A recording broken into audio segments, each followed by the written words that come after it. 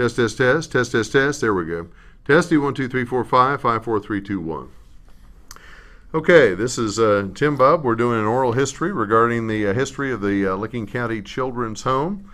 And Jerry, Joe, or JoJo Lyons is here. This recording is actually taking place on August 28th, a Wednesday, 2013. And Mr. Lyons is going to reflect back on his history at the County Children's Home back in the 1960s growing up. And I think that's all the basics. I guess, call you Joe for the purpose of this? Yes, that's fine. Yep. Joe, let's get a little of your biographical information just on the recording, and then we'll go from there. First of all, what year were you born? Where were you born? 1954, Zanesville, Ohio. Zanesville, Ohio. And your family somehow then migrated up this way, or how'd you end up in Newark, Ohio? That's a good question, Tim, because I started out in Children's Home in Cambridge, I was told. How we got to Newark, I still don't know. I really don't. So, how small a boy were you when you went to the home? I was 5 years old. Yeah. What do you remember? Or did you have any memories of your birth parents before you went to the home? Or I do not. I do not remember none of it. Okay. No. You were in foster care, or? Yes, I think whoever. What do you want to call that? Just tell it. Whatever. The people that take care of you back then. I'm more in foster homes, I guess. Mm-hmm. Whatever, until they put us in the children's home. So somehow you ended up in the children's home in Licking County. Yes. Did you ever know your, again, I don't mean to pry, but I'm Sure. just asking. If you don't know, you don't know. Did you ever know your birth parents, or did they ever come see you at the children's home, or was there any family relationships there? During time at home, my mom did come. Mm-hmm. She resided here in Newark. There was just too many. There were 7 of us all together. The 2 youngest got adopted out at birth, and actually I know them too. So it's not like the dad part of it. No, I really didn't, but I did later on. We tried to live with him when he got out of the home for just a bit. Things didn't work right, and that's when my sister got involved, and oldest brother. So you had family to help you, but yes, I did. Basically not a real strong relationship Correct. with your birth parents. Right. They all ended up somehow in Newark, Ohio. Talk about your brothers and sisters just for a moment. If somebody here is listening to this, and maybe they know you or the family, and can you kind of give us the names of your... Yeah, oldest brother's Gary, still living, Lancaster, Ohio. Worked out here at Rockwell, so he visited me as much as he could. Really meant a lot to me. My next one, my sister Judy, who eventually got me out of the home with Gary, but I lived with Judy from 7th grade on until after I graduated in Newark High School. 2 brothers were in the home with me. That would have been Terry and Larry. Larry got adopted by a Vinoy family locally here. Treated me like I was one of their own. I could visit anytime. Terry kind of went the other way. He was a little bit wild. Those 2 are both deceased since now. Then I have 2 younger, a brother and sister that was adopted here locally that I do know. The sister we talked to, the other brother, kind of don't see much of. But they have the a sister different last talks name, or? Yes. They were adopted by actually the Burt Slate family here in Newark, Ohio. Okay. And I think you probably know them. So okay. Yeah. So it's That's an American story, isn't it? There you go. It's an American story. Yeah. Yourself and which of the kids were at the home then? Me, Larry, and Terry.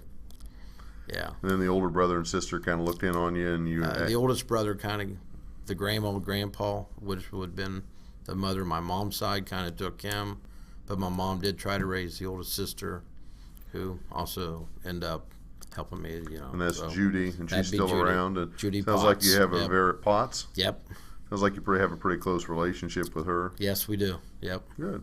Well, I think that gives us a good basic information. So you really went to the children's home as a young boy, almost pre-kindergarten.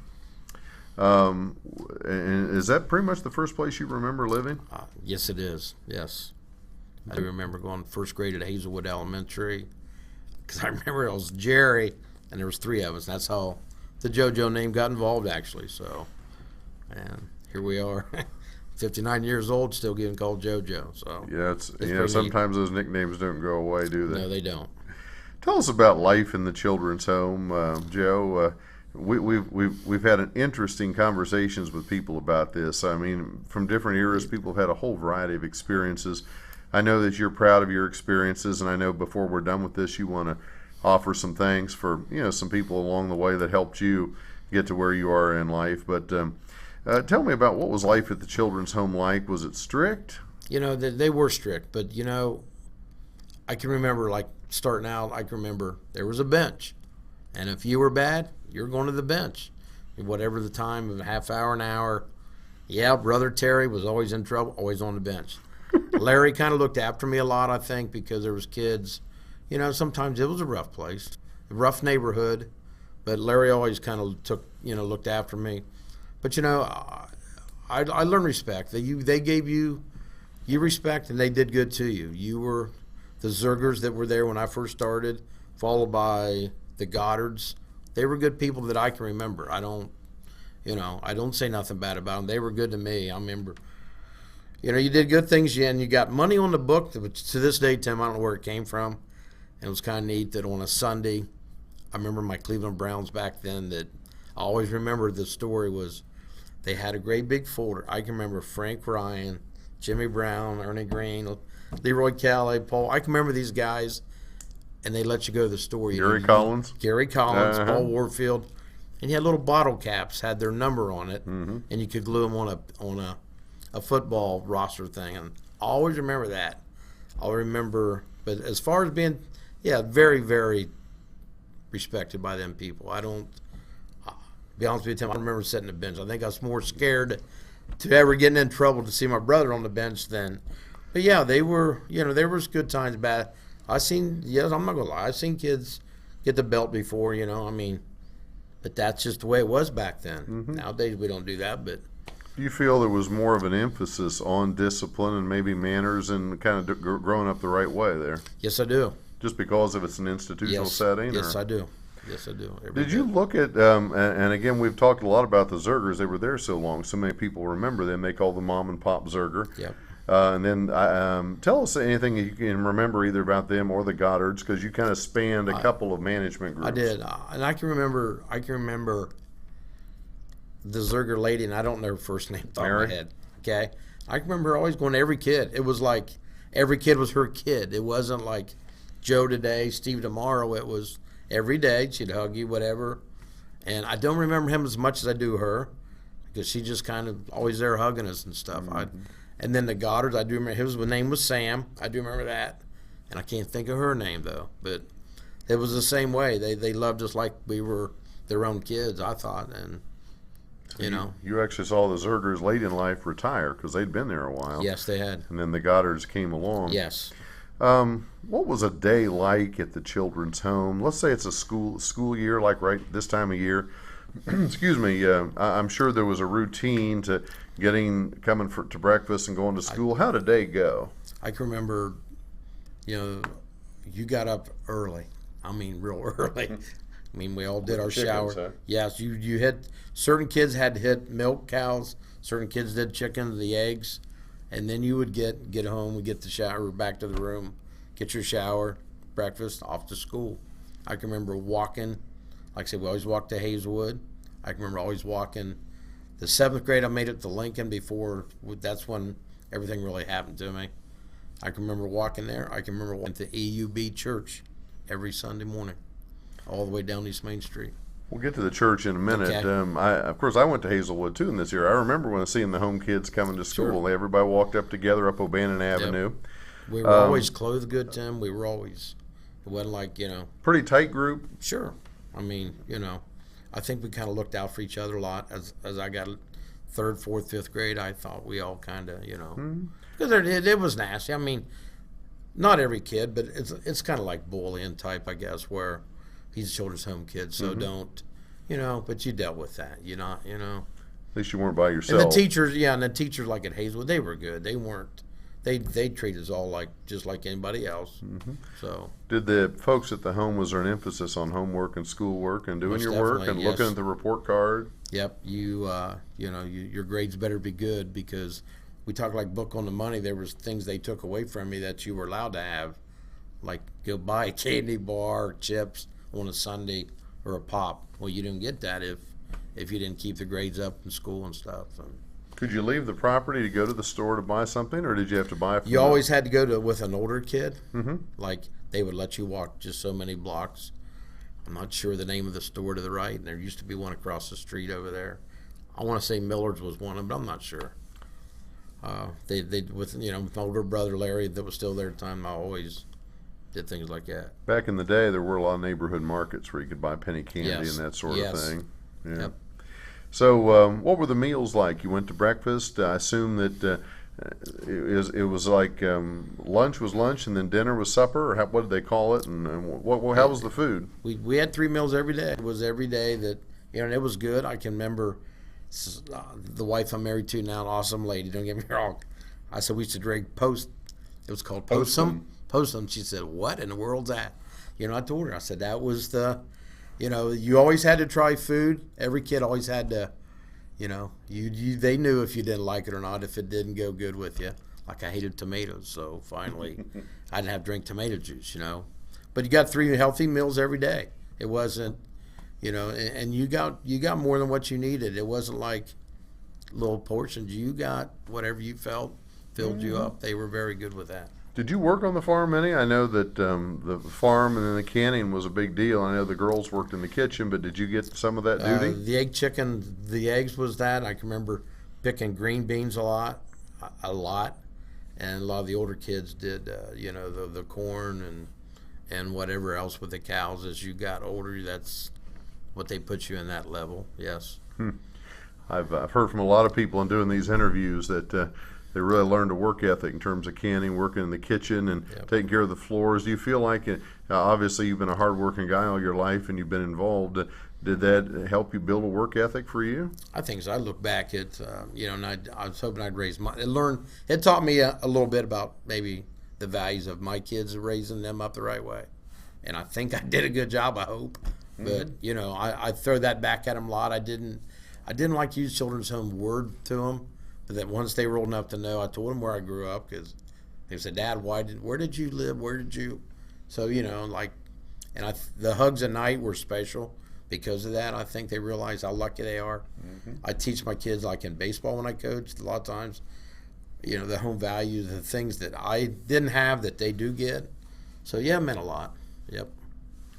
Well, let's just take it. We talk about church. You went to church. Okay. Some of the kids walked up to the Methodist church or the UB church.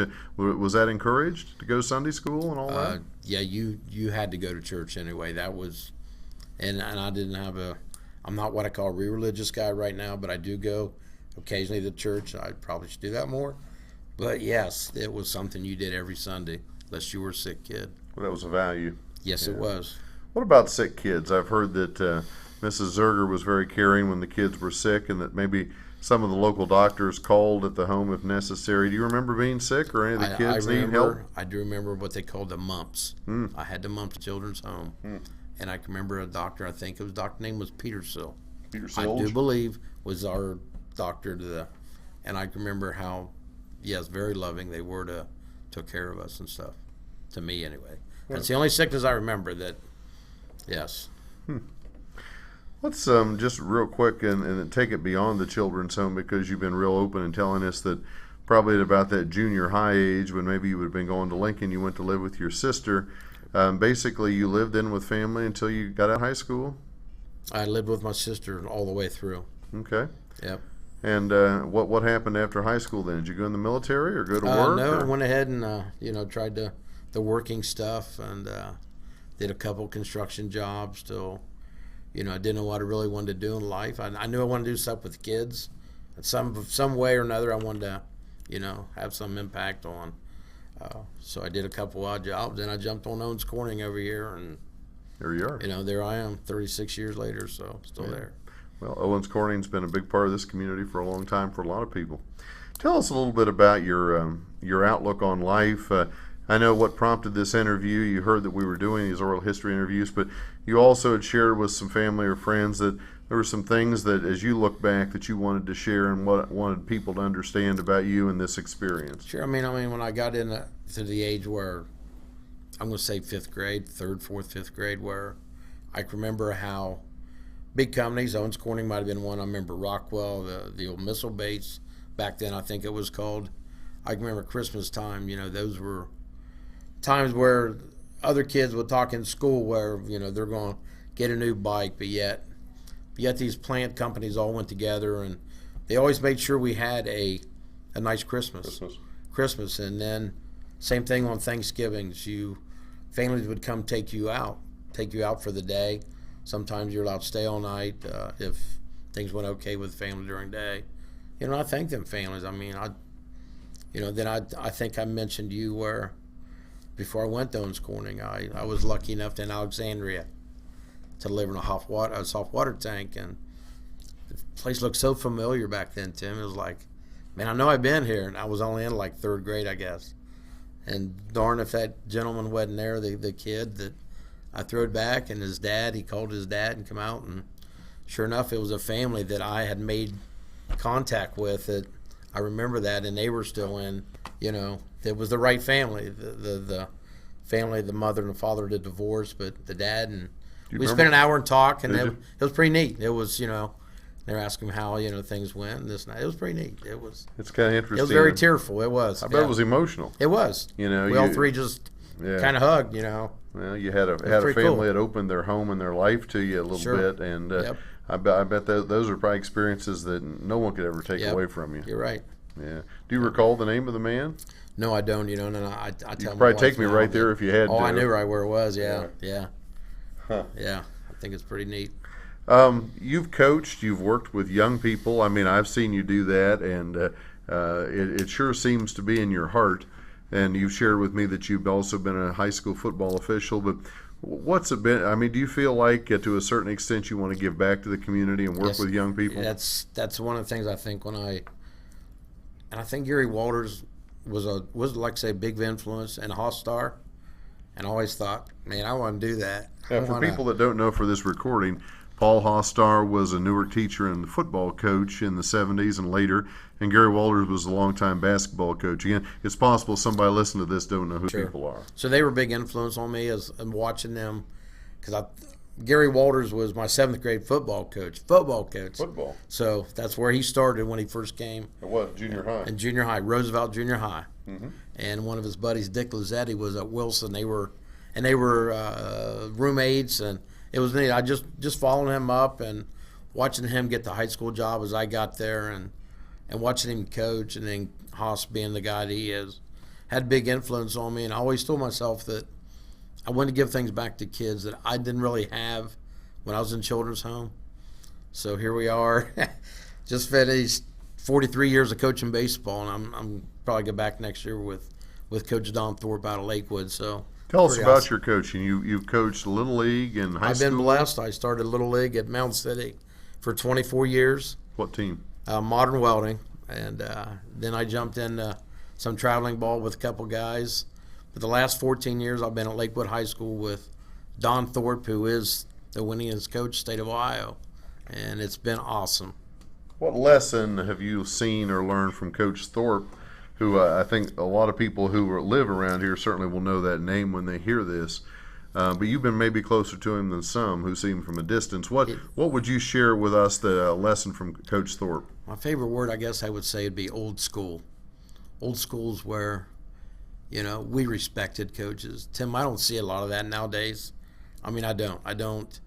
Little Johnny, mom or dad wants to know.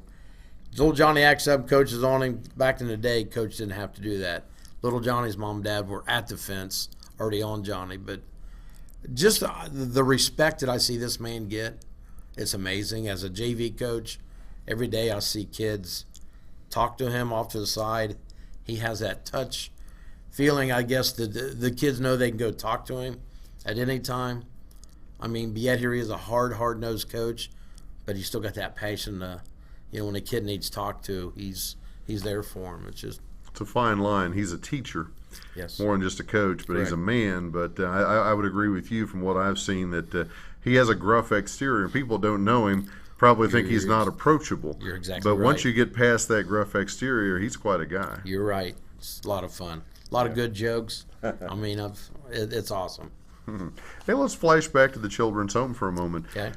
You told me something earlier. I wanted to get this on tape that I had not heard before, and we've heard a lot already. You told me there was a ball field down there. Tell me about that. What you remember? I can remember, at a younger age where, you were allowed, once you got your chores, especially summertime, in the mornings, you got up, you ate your breakfast, you was in the fields, whatever job you had, whether picking corn, picking beans, the girls did their laundry, the cleaning, whatever they did, but we did.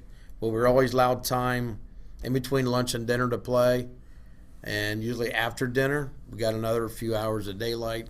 There was a softball field. We just always, interacted and stuff. And Tim, I will tell you though that now that I didn't realize it, but at Modern Welding, coaching Little League, I had a lady that kept looking at me in my mandatory meeting. The boy was 8 years old, and she came over to me after and saw Joe Lyons.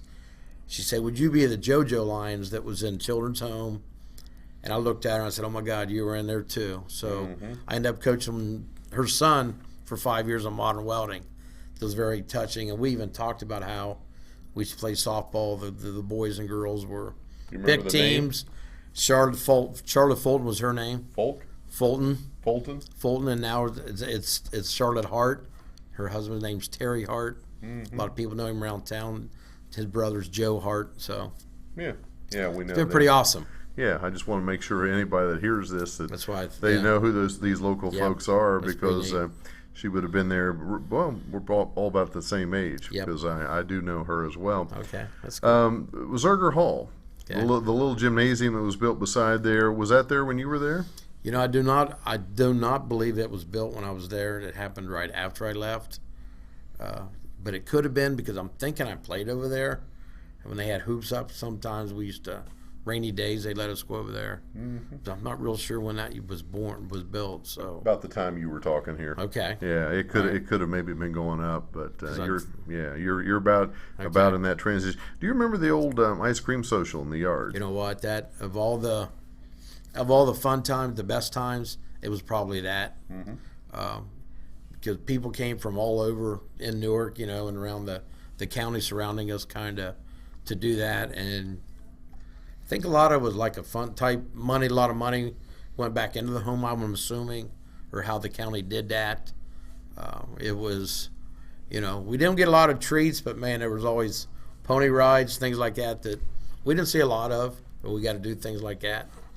Well, I heard it was a moneymaker that helped sustain the home, but I think it was also kind of a way to show the community, because they gave tours of the building. Maybe it was a way to kind of show people in the community how the children are being cared for. Do you remember the tours or any of that? I do remember them taking tours through there. I remember a gentleman that I got to meet later on as I got out of the home. His name was Bill Cannon. I don't know if you know that name or not.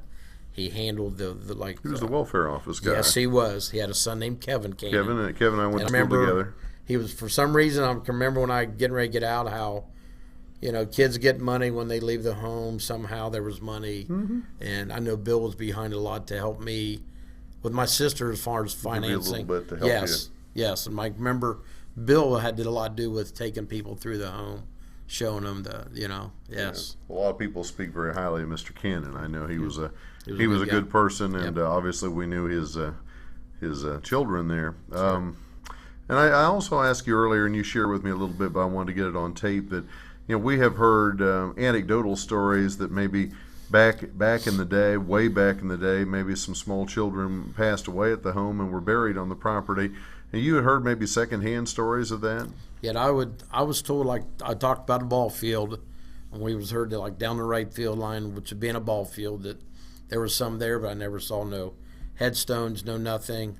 But we were really told that the old county building down over the hill, which would be southeast, I guess, of the home, that there was kids buried down there. But to this day, I never ever seen a stone or anything. You never saw a marker of any kind. So there's a lot of rumor surrounding it, and I just wonder if you had any firsthand knowledge of that. What were the buildings and grounds like? Were they clean? Very clean. Always, whatever maintenance other than us. I know there was maintenance people, I do believe, that helped do certain things. Grass cutting was always our chore, and that's something that nowadays the kid wouldn't understand. we used to line 4 or 5 mowers up when we cut, and the old push mowers, no motors on them. The old reel type mowers. But it was very clean all the time. Yes. Mm-hmm. Yes. What was the staff like? I mean, we've talked about the main folks, the Zergers and the Godders, but there were other people that worked there. I remember the Burges is one family that stands out. I think his name was Earl Burge. I'm not sure his wife, but he had 2 sons that were about my age. I've heard that name. They lived at a housing off to the side of the home. Where the right laundry there. was? No, off to it'd be to the west side as you come in the home. There was a couple houses there as you came in. I know they lived in, I think the one of the closest, that was their quarters or whatever. They were very good. And they came over and they were they part of the staff? Yeah, they were part of the staff, and they were the ones that kind of laid the, if you got in trouble, they're the ones that are going to, husband and wife. So, what were the other children like? We've actually named a couple here today, and you've mentioned relationships, but I mean, you were having to interact, and I guess the boys stayed with the boys, the girls stayed with the girls, and yes, the boys were down at one end of the building. Do you recall which end of the building? We were on, which would have been the west end. The west end, second floor? Is that where you slept? I think the younger kids, we were always upstairs, and I'm thinking possibly there might have even been another quarters down below for some of the older boys, and the same thing on the girls on the other end. But I do know the boys were upstairs on the west, and the ladies were clear on the other end, and there was people in between that, you never got by them anyway. Did you make friends there? I mean, yes. I mean, like even now, I've had people contact me before. I mentioned a gentleman named Joe Hoover. Got a hold of me somehow. I can remember him in the home, a couple years older than me, but yet he wanted to get together and talk, and we did and stuff. But friends, though, I can remember more friends outside the home that I met in schools and stuff. There's a guy working. The gentleman's named Skip Lawfrey. I don't know if you know Skip. You might. He works at the plant, and I can remember him. You ever need anything, buddy? I'm like a brother to you. And I can remember certain kids, and then when I got into high school with football and stuff, I remember a lot of the kids from the East End that now I'm at Roosevelt, and it worked out really well. Came back together, didn't it? Yes, it wasn't a black-white issue, Tim. It was good. Yeah, I went to Lincoln as well, and I always Correct. appreciated growing up in the East Side because you had friends from all walks of life there. Yep. It was a Sure. and I agree with you. To this day, you see them on the street, and everybody knows everybody. Yep. Yeah, I appreciate that. That helps me to remember some good things too. What about? Was there any other recreation? Was there a playground or anything down there? Stuff for the kids to do? Out back, we seemed like we always did. The old games back then when. The bouncing ball, the hopscotch type things. Sleigh riding always wintertime. We had a nice big hill that everybody headed to the hill. It was a very nice, long walk up. But other than that, yeah, you just. I do remember a few times going swim pools, and I couldn't tell you where we went. Honestly, to this day, I remember getting in the old truck vans we had, and there was an old truck, but there was a van that they hauled us around in, but the truck was a lot where we sat in the back. Yeah, I heard they went to the Hollander Pool some. Do you remember that's that? probably what it is. That sounds familiar there then. Yeah, the old city pool up on. There you go. Yeah. When's your birthday? June 8th, 1954. How were birthdays down there? Did they recognize them? To this day, Tim, I don't remember that. Yeah. I don't. Yeah.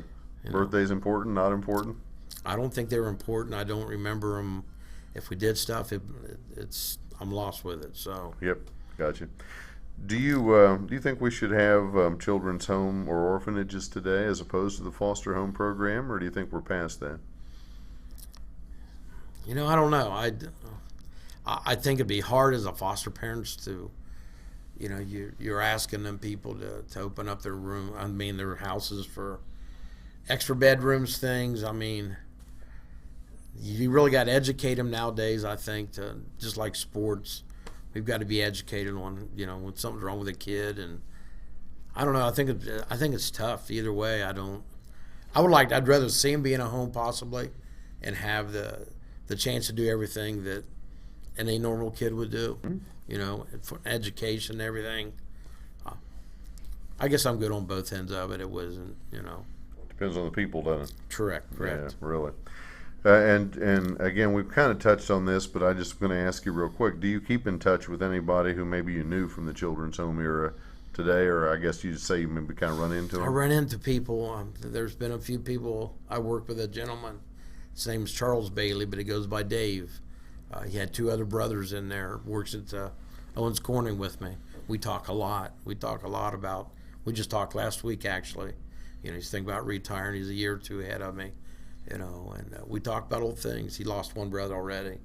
Just things we remember, and it's you know, he's a smoker. I'm not, but whenever he's smoking, he'll wave me over. No, it's pretty neat. Yeah. I'm about through my questions. Okay. But first of all, I want to ask you. You've done a lot of thinking about this lately, and I just want to see, is there anything else in your mind that you'd like to share for people from years from now that may listen to this and want to know about you and the children's home that you'd like them to hear? You know, like I say, you asked me a little bit ago what I thought about if we could still have them, and I don't know. I guess I'm blessed. I'm living. You know, I've lost a couple brothers, and you know, for whatever reasons, and you know, I don't know. I guess I ran into a gentleman just recently, and it's funny that he's got something to do with the Newark Catholic football program here in Newark that's real good, and he pulled me off the side because he just heard I was in a children's home. And you know what? He hugs me and he says, "You know what? For a children's homes kid, you've really turned out good."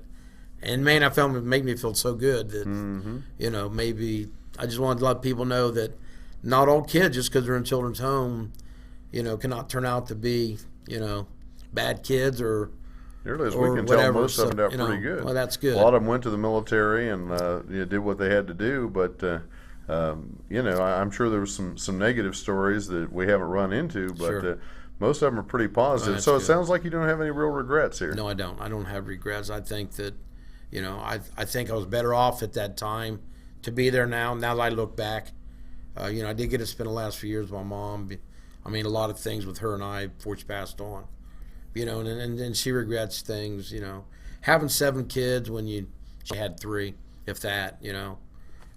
You know, a lot of them things. But I know I was in a better place to be in there after I did get out, and I was with my dad for just a few odd months. And So you had a it little just went quality good. time, especially Sure. with your mom later in Sure. life. Yeah. Yep. Well, as they say, it's not how you start, it's how you finish. There isn't you it? go. That's right. Yeah. Jury, Joe Lyons, we really appreciate you taking time. We recorded quite a bit here, about 33 minutes of your reminiscences, and we'll save them. And if you think of anything else, we'd like to hear them. And like I said, if you run into any photos or memorabilia, if you'd like to share them, we'd be glad to scan them. Well, thank you for doing this. I think it's very nice that, you know, people can look back, you know, grandkids, great grandkids, that, you know, it's pretty neat.